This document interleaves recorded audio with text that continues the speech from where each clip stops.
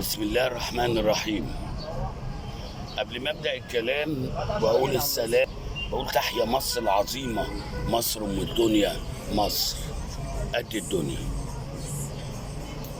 بنعز انفسنا ونعز الشعب المصري في المجند الشهيد البطل محمد صلاح، الجندي اللي بيحرس الحدود الدولية بيننا وبين إسرائيل.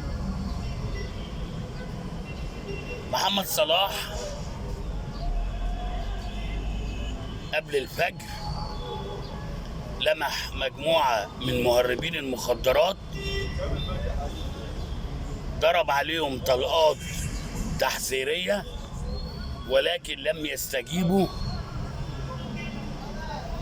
وكانت النتيجة ان هم اطلقوا عليه النار، فبدأ يتعامل معاهم ونزل من البرج وبدأ يطاردهم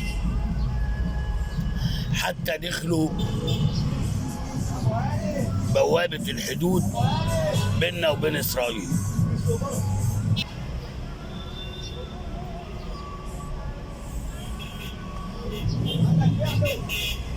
واثناء المطاردة بدأت القوات الإسرائيلية بدل ما تساعد المجند المصري بدأوا يطلقوا عليه النار، فبدأ يتعامل مع الدورية الإسرائيلية، فموت منهم 3 وأصاب 2.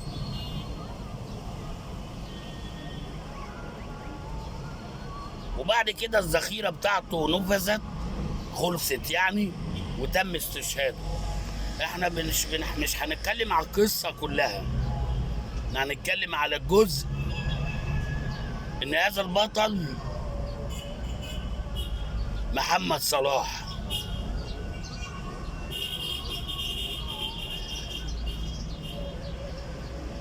شهيد عينان، حديث للنبي صلى الله عليه وسلم: لم تمسهم النار ابدا. عين بكت من خشية الله، وعين باتت تحرس في سبيل الله.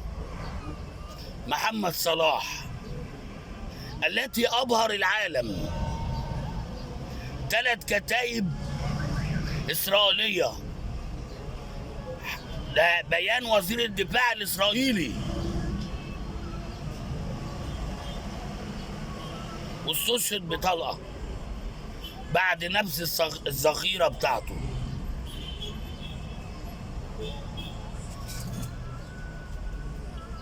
شبابنا جنودنا اللي هم خير أجناد الأرض،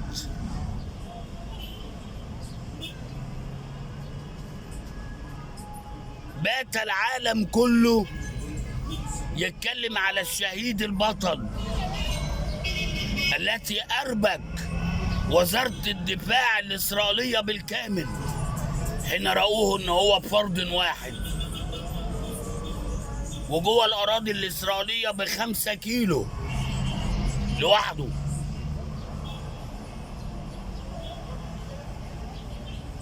هي دي مصر، وهو ده شباب مصر. يا شعب مصر، كونوا فاخرين بأبنائكم اللي هم في القوات المسلحة المصرية، إذا كان داخليا تبع الداخلية يعني أو تبع القوات المسلحة. أنا قلت نبدأ الحتة دي ومش هتكلم في تفاصيل ياما، هو الجزء ده، ولكن الأيام اللي جاية والفيديوهات اللي أنا نزلتها وكان من ضمنها على الأسعار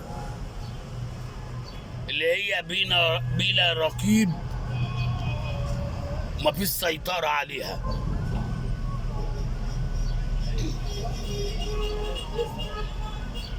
النهارده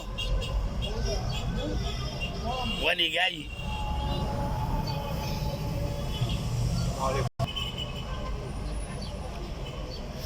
لقيت في نور راكب في شارع اسكندريه مطروح الساحلي الدولي. النور راكب، بسأل النور بتاع ايه ده لان ملفت للنظر. قال لي افتتاح محل للحمه، محل بتاع لحمه، العيد جاي، كل سنه وانتم طيبين. طب انا بتكلم ليه؟ النور اللي راكب في الشارع لمسافه كيلو او 2 كيلو، 2 كيلو متر، بسم الله ما شاء الله. افتتاح محل لحمه وما ادراك باللحمه.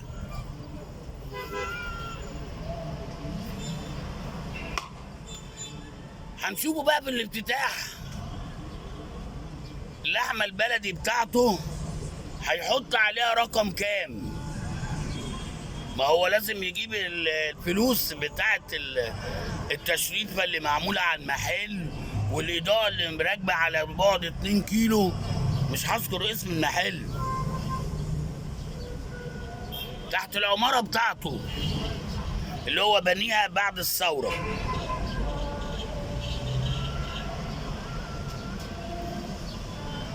وكنت اتكلمت عن المواضيع دي عشان بس الناس تبقى عارفه. انا اعرف ان اللحمه وصلت 350 360. طب الراجل ده في الافتتاح هيكتب كام يعني؟ 300 جنيه اشوك. امال هيجيب المهرجان اللي عامله ده بكام؟ وهيكسب كام؟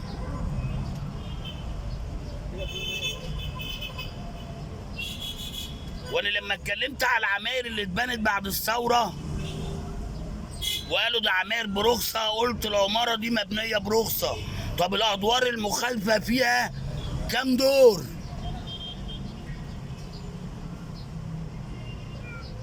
وليه لما يبقى في التشطيب ويبقى النجار بيركب شباك او بلكونه بيطلع الظابط واخده ويعمل له محضر ويعمل له قضيه؟ ليه؟ يقول لك عشان العماره واخده قرار وقف اعمال. طب ما هو العامل ده مش عارف، العامل ده غلبان، تتعمل له قضيه ليه؟ ما تاخد صاحب العماره والمقاول ويقطع رقبته او هداه، تاخد عامل باليوميه من ايده لبقه ومن بقه للخرا. اصل العماره واخده قرار وقف اعمال، ما تشمعها. سايبين الدنيا سايبه ليه؟ انتوا عاوزين ايه من مصر؟ في ايه يا ريس؟ قلت لك الشعب وراك، واضرب بايد من الحديد، اضرب بايد من الحديد.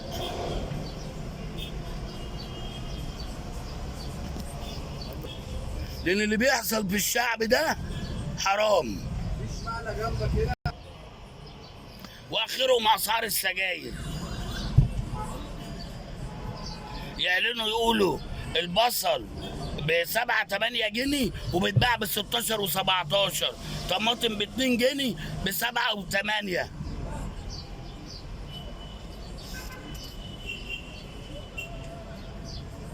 الشعب تعبان يا ريس، واحنا عشان بنحبك بنقولوا الكلام ده. الناس اللي عملت مصالحات والناس اللي ماشيه بصدرها ومش هاممها. استفزاز للشعب، والله استفزاز للشعب. يا ريس، ايه الاسباب اللي خلت الغلو ده؟ الشعب عارف اللي انت بتجري باقصى سرعه، لا بتجري اسرع من الصوت.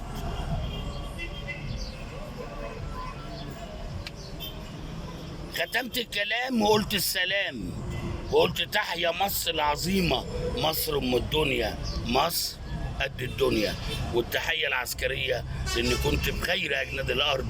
تحيا مصر، تحيا مصر، تحيا مصر، والسلام عليكم.